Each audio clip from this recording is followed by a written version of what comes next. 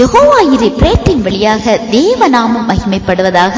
உங்களையும் வெல்கம் பண்றேன். பிரியமானவர்களே, இன்றைய தினம் லூக்கா 1:53 படி பசியுள்ளவர்களை நன்மையினால் நிரப்பி ஐஸ்வர்யம் உள்ளவர்களை வெறுமையாய் அனுப்பிவிட்டார்னு பார்க்கலாம்.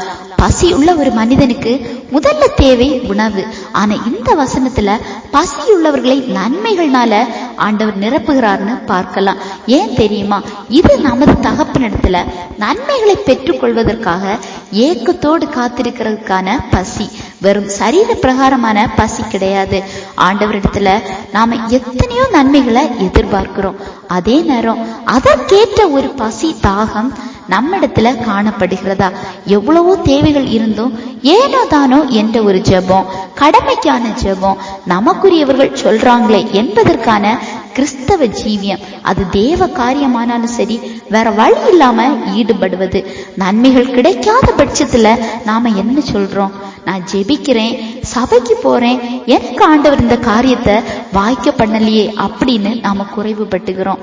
நாம வெளியில எப்படி வெளித்தோற்ற பக்தியை காட்டினாலும் நமது இருதயம் மனுஷங்க முன்னாடி மறைக்கப்பட்டதா இருந்தாலும் ஆண்டவர் முன்னாடி திறந்த கண்ணாடி போன்றது. உங்க தேவைக்கு உலக காரியத்துல, அது மட்டுமல்ல ஆவிக்குரிய காரியமானாலும் சரி, உங்களுக்கான ஒரு பசி காணப்பட்டால்தான் நீங்க தேவனிடத்திலிருந்து பெற்றுக்கொள்ள முடியும்.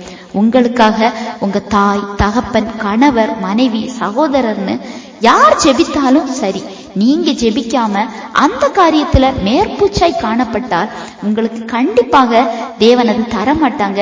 வெறுமையாய் அனுப்பி விடுகிறவராய் காணப்படுகிறார்.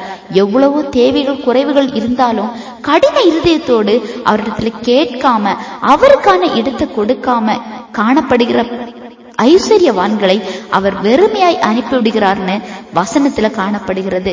இன்றைக்கு உங்க வாழ்க்கையில தேவைகள், பாடுகள் மத்தியில ஒரு கடின இருதயம், தேவ சமூகத்துல உங்களை தாழ்த்தாம, அதாவது ஜெபிக்காத ஒரு ஜீவியம் உங்களிடத்துல காணப்பட்டா உங்களை நீங்க மாத்திக்கோங்க.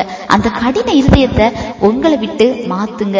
உங்க தேவைகளின் மத்தியில ஒரு பசிய, ஒரு தாகத்தை தேவனுக்கு முன்பாக நீங்க ஏற்படுத்திக்கோங்க.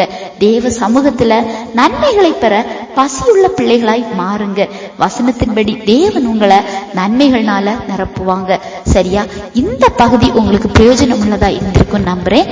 ஆண்டவர் தாமே உங்களை ஆசீர்வதிப்பாராக.